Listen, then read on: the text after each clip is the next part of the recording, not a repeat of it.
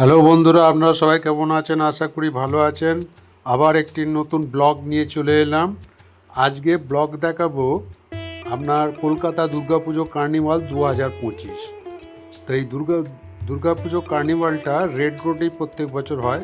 2016 থেকে শুরু হয়েছে এবং 9 বছর ধরে এই কার্নিভালটা চলছে।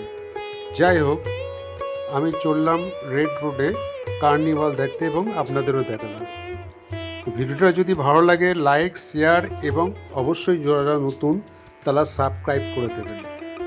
তো প্রথমেই আমি হাওড়া স্টেশন গেছিলাম এবং হাওড়া স্টেশন থেকে পায়ে হেঁটে 15 নম্বর প্ল্যাটফর্মে গা দিয়ে আমি মেট্রো স্টেশন গেছিলাম।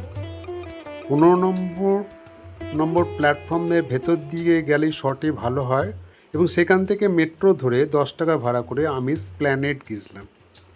তো স্প্ল্যানেড ওইখান থেকে রেড রোড কাছেই, তো সেই অনুযায়ী আমি মেট্রো ধরে গেছিলাম। তো স্প্ল্যানেড নামার পরেই প্রশাসন তরফ থেকে রাস্তা দেখিয়ে দেওয়া হলো যে এদিক দিয়ে ঘুরে যেতে হবে। তো টোটালি ইডেন গার্ডেনের অপোজিটে এবং মোহামেডান স্পোর্টিং ক্লাবের ঠিক পেছন দিকে যে মাঠ আছে, সে ময়দান আছে, সেখান থেকে ঘুরিয়ে দেওয়া হলো। যদিও ব্যাগ চেকিং করে সেখান দিয়ে যাতায়াত করা হয়েছিল, কিন্তু মাঠের এইভাবে কাদা অবস্থায় যেভাবে মানুষজনকে নিয়ে যাওয়া হয়েছে বা তাদের গন্তব্যস্থানে বা রেড রোডে যাওয়ার যে রাস্তাটা, সেটা এইভাবে কাদার ওপর দিয়ে মানুষের খুবই অসুবিধের মধ্যে পড়েছে। আমার মনে হয় পরবর্তীকালে যখন প্রশাসন এই কার্নিভাল করবে নিশ্চয়ই কিছু ব্যবস্থা করবেন। রাস্তার ওপর দিয়ে নিয়ে গেলে ভালো হতো, কিন্তু কাদা মাঠ, বৃষ্টি বাদলের দিনে কাদা মাঠ, সে কাদা মাঠের ওপর দিয়ে মানুষের যাতায়াত করে রেড রুটে যাওয়া, এটা আমার কাছে একটু দৃষ্টিগোচরই লেগেছে।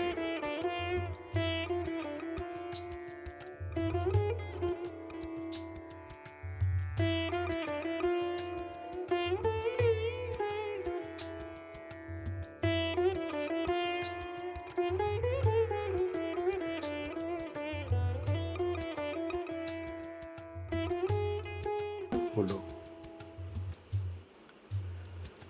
এবং রেড রোডের থেকে টার্ন নিয়ে রেড রোডের যেই ঢোকার মুখটায় তারপরে আর এগোনো যাচ্ছে না। বেশিরভাগই ঠিক ই ব্লক এবং বি ব্লকে এদের আমাদের যারা ওইখান দিয়ে যাচ্ছে তাদের পাঠানো হয়েছিল, যেখানে মঞ্চ ঠিক তার অপোজিটেই যে সিটগুলো আছে বা থাকার জায়গা, সেখানেই বসে দেখাবো বা দাঁড়িয়ে যাবো। তো প্রচণ্ড ভিড় হয়েছে, এ ব্যাপারে কোনো সন্দেহ নেই। এবং ঠাকুর দেখাচ্ছেতে ফটোগ্রাফি বা ফটো তোলা বেশি হিড়িক। মোটামুটি ভালোই লেগেছে লাইটিং এবং সাউন্ডের দিক দিয়ে, এবং যে টিভির স্ক্রিন দিয়ে যে দেখানো হয়েছে খুবই ভালো লেগেছে। কিন্তু একটা ব্যাপারে আমি কিন্তু দ্বিমত আছি বা খারাপ লেগেছে, যারা মঞ্চের সামনে পারফরমেন্স করছে তারা কেন রেড রোডে পুরোটাই পারফরমেন্স করবে না? কিছু কিছু বারোয়ারি অবশ্য তারা পারফরমেন্স পুরো রেড রোডের মধ্যেই করেছে, যেমন এই ঢাকিগুলোকে দেখলাম, লেডিস ঢাকি বা মহিলাদের দেখলাম, তারা কিন্তু পারফরমেন্স করতে করতেই কিন্তু রেড রোডে পাস হচ্ছে। কিন্তু কিছু কিছু বারোয়ারিরা বা কিছু কিছু ঠাকুরের পজিশনে যেটা দেখলাম, যে তারা সামনে স্টেজে যারা ভিআইপি আছে তাদের সামনে পারফরমেন্স করছে, কিন্তু বাদ বাকিটা টোটালি পারফরমেন্স করছে। আর একটা ব্যাপার, ঠাকুরের মুখটা ঠিক যেখানে ভিআইপিরা রয়েছে সেদিকে মুখ করা আছে, কিন্তু পেছনে যে মানুষ রয়েছে তাদের যে দেখানো, তাদের পারফরমেন্সটাকে দেখানো, সেটা কিন্তু হয়নি। আশা করি পরবর্তীকালে এইটা প্রশাসন থেকে হোক বা দুর্গা পুজোর যে কার্নিভালের যে কমিটি, সে নিশ্চয়ই চিন্তা ভাবনা করবে এবং পরবর্তী পদক্ষেপ নেবে। এখানে একটি ঠাকুর দেখলাম, যে ঠাকুরটার থিম টোটালি মাটির ওপরে তৈরি করে, যেরকম প্রথম দিকে আমাদের ঠাকুর তৈরি হয় সেই টাইপেরই লাগলো। তবে এদের যে মূল যে ঠাকুর, সেটি যে হেলে আছে, সেটাকে ঠিক করা যেত। আশা করি এগুলো একটু চিন্তা ভাবনা করেই এগোলে ভালো হয়।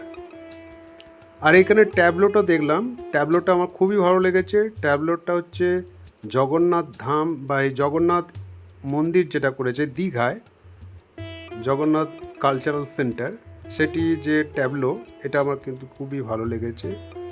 তবে একটা ব্যাপারে, যে ব্যাপারে বলছিলাম, এখানে জয়েন্ট স্ক্রিনে দেখানো হচ্ছে যে ভিআইপিদের, এবং সেখানে পারফরমেন্স করছে এই শিল্পীগুলো বা তাদের যে পাড়ার মেয়েরা, তারা পারফরমেন্স করছে। কিন্তু এখানে অবাকের বিষয়, এই পারফরমেন্সটা কিন্তু পুরোপুরি রেড রোডে সবাইকে দেখানো যাচ্ছে না বা দেখাতে পারছে না।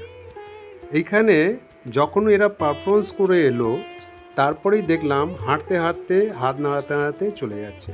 এখানেই আমার বাজে লেগেছে যে যেখানে স্টেজের মধ্যে পারফরমেন্স করছে, সেখানে যদি রেড রোডে টোটালটাই পারফরমেন্স হয় তাহলে খুব ভালো লাগতো, এবং উভয় যে দর্শক তারা দেখতে পেত। জয়েন্ট স্ক্রিনে দেখা আর টিভিতে দেখা একই, তাহলে লোক কেন এই কার্নিভালে আসবে? অবশেষে খানিকটা দেখে আমি বাবুঘাটের দিকে রওনা দিলাম, এবং বাবুঘাট থেকে দুর্গা ঠাকুরগুলোকে খুবই সুন্দর দেখা যাচ্ছে। এটা যেমন সল্টলেকের আইবি ব্লক মনে হয় তাদের ঠাকুর। তো ভিডিওটা ভালো লাগলে অবশ্যই লাইক এবং সাবস্ক্রাইব।